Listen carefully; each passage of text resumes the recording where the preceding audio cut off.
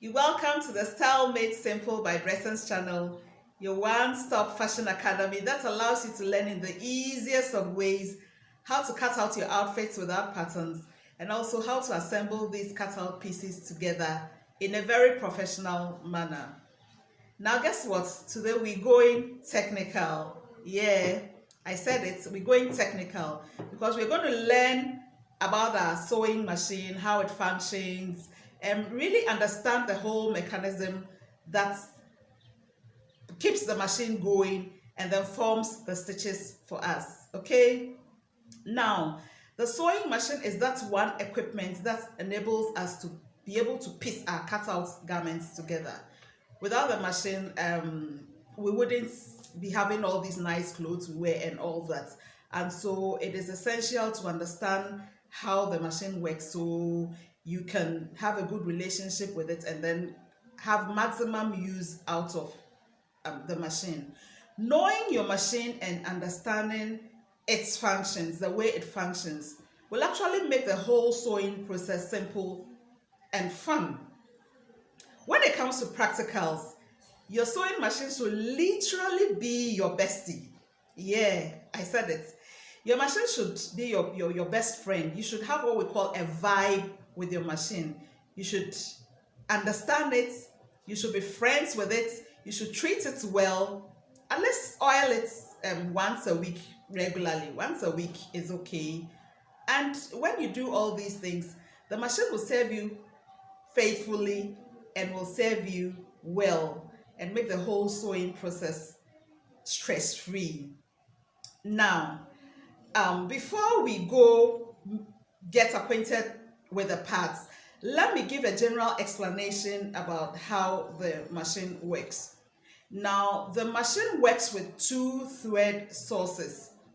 The upper thread that sits on the spool pin, and then the lower thread that is sort of wound onto a bobbin, placed into the bobbin case, and then fixed underneath the machine.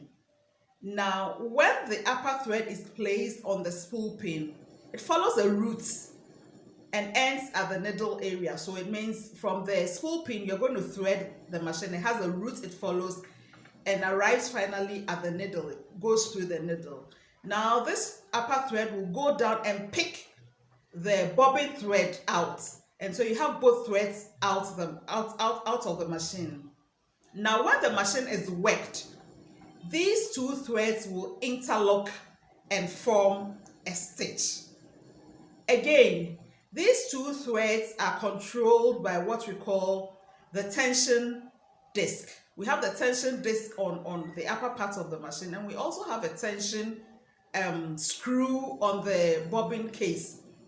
What this tension mechanism does is that it regulates the amount of thread that is fed to the machine.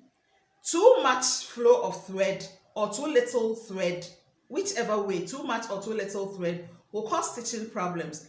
If the thread is flowing too freely, you have what we call loop stitches or loose stitches. The stitches don't interlock properly. And if the thread is restricted, the stitches become too tight. What you are sewing begins to gather slightly or begin to pucker. We call it puckering. And so you need to make sure that the right amount of thread is being fed to the needle area. And the tension disc or the tension screw takes care of this. Most of the problems we have during stitching are tension problems. And so if we can understand the dynamics involved with this tension and know how to solve them, I can bet you that half of our sewing problems or half of our stitching problems will be solved. So with this general background, let's go get acquainted with the parts of our machine and how it functions. Now, welcome to the second segment. This is your classic manual machine, the ones we all know. And so let's get to know the various parts and its functions. We start with the flywheel, which is connected to the balance wheel. Now, the balance wheel, together with the flywheel, rotates a shaft within the mechanism That causes the feed dog and needle to produce a stitch. Next is the spool pin. The spool pin is used to hold the upper thread in. Next is the bobbin winder. Helps to wind thread onto the bobbin. We now have the stitch regulator, a knob or lever that is set to adjust the size and speed of a stitch in relation to the fabric being sewn. The thicker the fabric, the bigger the stitches. The lighter the fabric, the smaller the stitches. When the stitch regulator is down, it stitches normally, but when you set it upwards, it makes the stitch go backwards. It makes the stitch move in a reverse form. Now we have the thread guide. It's a small slot or metal ring on the machine or the side of the machine that the thread passes through. It guides the thread through to the needle points. So we are now on the thread take-up lever.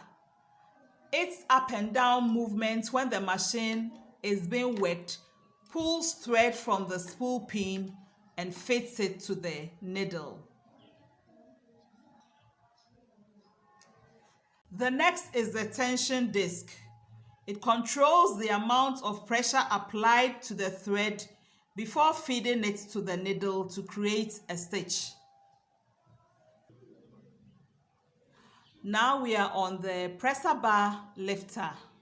It is that lever that enables you to raise the presser foot up and then also bring it down. We are now on the presser foot.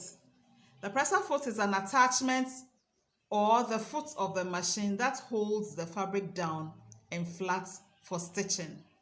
Next is the needle clamp. The clamp is a small screw or knob that keeps the needle in its groove securely. Next is the feed dog. The feed dog is described as the teeth of the machine. It feeds the fabric to the needle evenly. We are now on the slide plate. It's a small movable covering that gives access to the bobbin area. We are now on the throat plate, another small metal plate below the needle and presser foot. It has a tiny hole that allows the needle to pass through and pick the bobbin thread, interlocking it to form a stitch. In comes the bobbin, a small metal or plastic reel on which thread from the upper spool is wound. It is then fitted into the bobbin case. The bobbin case is the housing for the bobbin, and it is fixed underneath the presser foot. So now we are moving into the engine room, so to speak, to meet the shuttle inside there that houses the bobbin and the bobbin case underneath the machine, and then the shuttle gate, and then the locker that keeps the shuttle securely in. So the bobbin case goes into the shuttle, and then the pin on the case fits into a channel there, and it is held securely. Sometimes you have bits of thread jamming underneath the machine and causing some problems. So what you want to do is to take the bobbin and the bobbin case out of the machine and then release the locker that holds the shuttle. So you open up the knob and then release the gates of the machine, the gate of the shuttle. Take both the locker and the shuttle out. look for the thread causing the problems, and then fix the whole system back again. So in goes the shuttle first. Make sure you're aligning the shuttle to the other half in it, and then fix the gate, making sure the pin for the gate is aligning to the groove provided for it. You take your time and make sure you align everything and make sure the pin sits into the groove. Yes, now you lock with the knob and make sure the knob fits into or onto the pin there, and then you do the other side. That does it. And then now you fix your bobbin and the case inside. Make sure you pull the thread correctly. The thread is coming out of the hole where it's supposed to come out, and then you fit it into the compartment provided for it, making sure the pin aligns to the groove up there. And so you slot it in and you hear a click, and that does it. When all that is sorted out, you take your slide plate and then cover up that area as it's supposed to be. Good. Now let's see how the threading of the machine is done. You first place your thread on the spool, and then the thread is now going to follow its roots and get to the needle. So first of all, it goes through the thread guide, and then from the thread guide it moves into the tension area. That's the tension disc. I spoke a lot about the tension disc early on. So goes through the two metallic plates to give it a little bit of restriction, and then from the tension disc it's moving into the thread take-up lever, and so you pass the thread through the eye of the thread take-up lever, and then it's going through another thread guide again. So gets the thread, there's an opening at the side, it goes in and then goes into another thread guide again.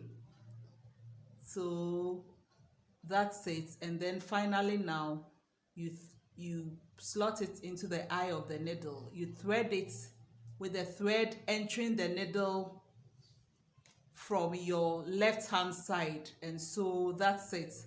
Once the machine is threaded, you want to now pull the bobbin thread out. So what you do is to hold your upper thread firmly with one hand. You work the machine. If you've done your threading correctly, when the needle goes down, it will pick the lower thread out. So pick it out, the lower thread out.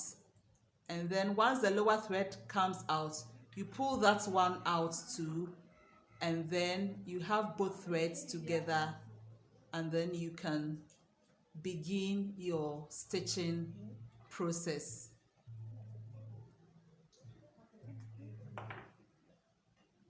So having learned how to thread the machine, let's see how to wind some thread onto the bobbin. So the thread goes back onto the spool pin. You take a little bit of the thread and wind it onto the bobbin. So you put a little thread around the bobbin, and then you fit the bobbin into the compartment for winding. That's the bobbin winder area. Now when the bobbin is firmly slotted in, you hold the thread slightly and then begin to work the machine. As you work the machine, the thread will be wound. So you wind until the bobbin is almost full. The bobbin should not be too full. So welcome to another brand of machine. That's the electric domestic machine. This is a dual stitch function machine. That means it does both straight stitch and it does zigzag. So like all other machines, it has the same parts, they just look different. You have the stitch regulator, you have the spool pin at the back somewhere, you have the roots for the thread guide, the thread take-up lever, the tension knob, the needle clamp, and all the other slide plates, throat plates. You have all of them on this machine. So basically you just have to identify these parts on your machine you have at home. You experiment with them, fiddle around with them, and get used to the machine, like I said.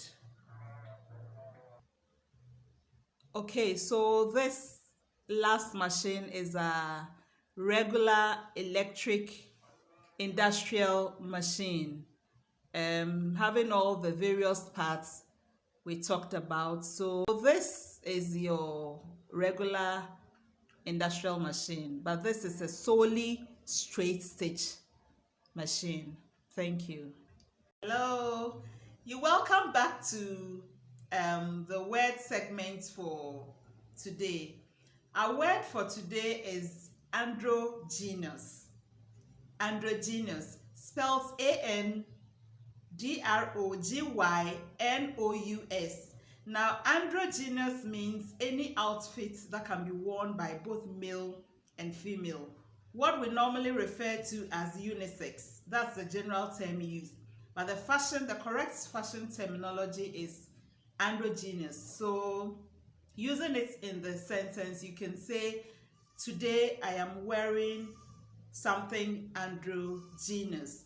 I hope this tutorial has been helpful. If you are new to my channel, please subscribe and hit the notification button so when new videos are uploaded, you get alerted. Thank you for staying through to the end. God bless you and see you in our next tutorial. Bye.